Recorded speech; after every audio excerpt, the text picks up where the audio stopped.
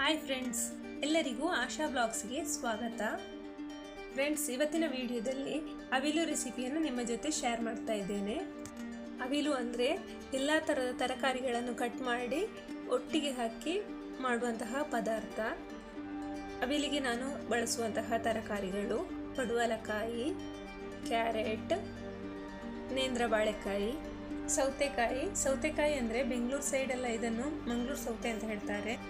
ಹೀರೆಕಾಯಿ, ಅಲಸಂಡೆ, ಹಾಗಲಕಾಯಿ, ಕೇನೆ ಅಥವಾ ಸುವರ್ಣಗಡ್ಡೆ.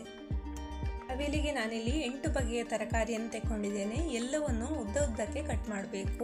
ಇವಿಷ್ಟೇ ಅಲ್ಲದೆ ಇನ್ನೂ ಬೇರೆ ತರಕಾರಿಗಳನ್ನು ಸೇರಿಸಬಹುದು. ತೊಂಡೆಕಾಯಿ, ಮುಂಡಿಗಡ್ಡೆ, ಬದನೆಕಾಯಿ ಇತ್ಯಾದಿ ತರಕಾರಿಗಳನ್ನು ಸೇರಿಸಬಹುದು.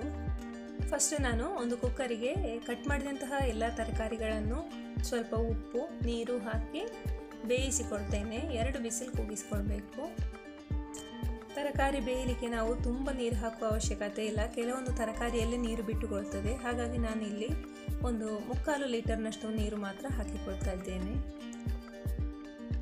ಈಗ ಈ ಕುಕ್ಕರ್ 2 ವಿಸಿಲ್ ಹಾಕಿ ಸ್ಟೀಮ್ ಎಲ್ಲ ಖಾಲಿ ಆಗುವಷ್ಟು ಹೊತ್ತಿಗೆ ನಾವು ತೆಂಗಿನಕಾಯಿಯನ್ನು ಗ್ರೈಂಡ್ ಮಾಡಿಡುವ. ಗ್ರೈಂಡ್ ಮಾಡಲಿಕ್ಕೆ ನಾನು ಒಂದು ತೆಂಗಿನಕಾಯಿಯನ್ನು ತುರ್ತಿ ಇಟ್ಟಿದ್ದೇನೆ. ಹಾಗೆ 2 ಹಸಿಮೆಣಸಿನಕಾಯಿ, ಹಾಗೆ 1 ಟೇಬಲ್ ಸ್ಪೂನ್ನಷ್ಟು ಜೀರಿಗೆ, ಇದಿಷ್ಟನ್ನು ಹಾಕಿ ತರಿತರಿಯಾಗಿ ಗ್ರೈಂಡ್ ಮಾಡಬೇಕು. ಗ್ರೈಂಡ್ ಮಾಡಲಿಕ್ಕೆ ಸ್ವಲ್ಪ ನೀರು ಹಾಕಬೇಕು, ಜಾಸ್ತಿ ನೀರು ಹಾಕೋದು ಬೇಡ. ನೋಡಿ, ಇವಾಗ ಗ್ರೈಂಡ್ ಮಾಡಿ ಆಯಿತು. ಇದು ಈ ಥರ ಇದ್ದರೆ ಸಾಕು, ತರಿತರಿಯಾಗಿದ್ದರೆ ಸಾಕು, ನುಣ್ಣಗಾಗೋದು ಬೇಡ. ಇವಾಗ ಕುಕ್ಕರ್ನ ಸ್ಟೀಮ್ ಎಲ್ಲ ಖಾಲಿ ಆಯಿತು. ಮುಚ್ಚಳ ತೆಗೆಯುವ. ತರಕಾರಿ ಹೋಳುಗಳೆಲ್ಲ ಚೆನ್ನಾಗಿ ಬೆಂದಿವೆ. ಕುಕ್ಕರಲ್ಲಿ ತರಕಾರಿ ಬೇಯಿಸಿದ ನೀರು ಜಾಸ್ತಿ ಇದ್ದರೆ ಆ ನೀರನ್ನು ತೆಗೆದು ಸಪ್ರೇಟ್ ಮಾಡಿಡಬೇಕು.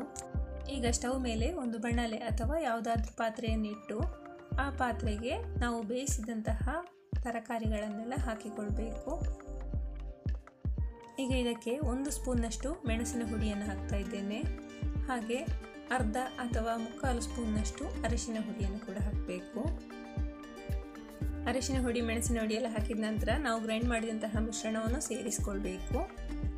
ನಾನಿಲ್ಲಿ ಮಿಕ್ಸಿ ಜಾರಿಗೆ ಬೇಯಿಸಿದ ನೀರನ್ನೇ ಹಾಕಿ ಇದಕ್ಕೆ ಸೇರಿಸಿಕೊಳ್ತಾ ಇದ್ದೇನೆ.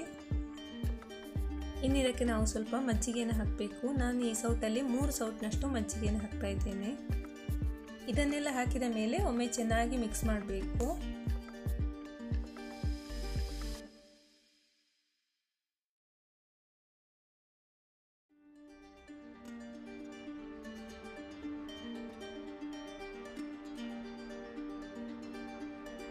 ಎಲ್ಲವನ್ನು ಮಿಕ್ಸ್ ಮಾಡಿದ ಮೇಲೆ ರುಚಿಗೆ ತಕ್ಕಷ್ಟು ಉಪ್ಪನ್ನು ಹಾಕ್ತಾ ಇದ್ದೇನೆ. ನಾವು ತರಕಾರಿ ಬೇಯಿಸುವಾಗಲೂ ಉಪ್ಪು ಹಾಕಿರೋದ್ರಿಂದ ಇಲ್ಲಿ ನಾನು ಸ್ವಲ್ಪ ಉಪ್ಪು ಹಾಕ್ತಾ ಇದ್ದೇನೆ ಅಷ್ಟೇ, ನೋಡಿಕೊಂಡು ಹಾಕಬೇಕು. ಈಗ ಮತ್ತೊಮ್ಮೆ ಪುನಃ ಮಿಕ್ಸ್ ಮಾಡಿ ಚೆನ್ನಾಗಿ ಕುದಿಸಬೇಕು. ಫ್ರೆಂಡ್ಸ್, ಈಗ ನಮ್ಮ ಕೇರಳದಲ್ಲಿ ಓಣಂ ಆಚರಣೆ ನಡೀತಾ ಉಂಟು. ತಮ್ಮೆಲ್ಲರಿಗೂ ಓಣಂ ಹಬ್ಬದ ಶುಭಾಶಯಗಳು. ಹಾಗೆ ಓಣಂ ಆಚರಣೆಯಲ್ಲಿ ಪೂಕ್ಕಳಂ, ಆಟೋಟ ಸ್ಪರ್ಧೆ ಹಾಗೂ ಓಣಂ ಸದ್ಯ ಇವು ತುಂಬ ಪ್ರಾಮುಖ್ಯತೆಯನ್ನು ಹೊಂದಿದೆ. ಓಣಂ ಸದ್ಯದಲ್ಲಿ ಈ ಅವಿಲ್ ತುಂಬ ವಿಶೇಷವಾದ ಸ್ಥಾನವನ್ನು ಹೊಂದಿದೆ. ನಾನು ಕೂಡ ಸ್ಪೆಷಲ್ ಆಗಿ ಓಣಂ ಆದ್ದರಿಂದ ಅವಿಲನ್ನು ಮಾಡ್ತಾ ಇದ್ದೇನೆ. ಈ ರೆಸಿಪಿಯನ್ನು ನಿಮ್ಮೆಲ್ಲರ ಜೊತೆ ಹಂಚಬೇಕು ಅಂತ ಆಯಿತು, ಸೊ ಹಾಗಾಗಿ ಹಂಚ್ಕೊಳ್ತಾ ಇದ್ದೇನೆ.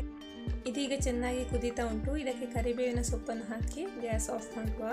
ನಂತರ ಇದರ ಮೇಲೆ ಒಂದು 4 ಟೇಬಲ್ ಸ್ಪೂನ್ನಷ್ಟು ತೆಂಗಿನ ಎಣ್ಣೆಯನ್ನು ಹಾಕಿ ಚೆನ್ನಾಗಿ ಮಿಕ್ಸ್ ಮಾಡಬೇಕು.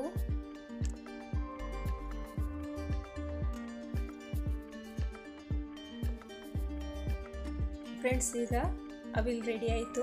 ನಾನೊಂದು ಬೌಲಿಗೆ ಹಾಕಿಕೊಳ್ತಾ ಇದ್ದೇನೆ. ಎಲ್ಲ ತರಕಾರಿಯನ್ನು ಹಾಕಿ ಮಾಡಿದಂತಹ ಈ ಅವಿಲು ಊಟಕ್ಕೆ ತುಂಬ ರುಚಿಯಾಗಿರ್ತದೆ. ಫ್ರೆಂಡ್ಸ್, ಈ ವಿಡಿಯೋ ನಿಮಗೆಲ್ಲರಿಗೂ ಇಷ್ಟ ಆಯಿತು ಅಂತ ಭಾವಿಸ್ತೇನೆ.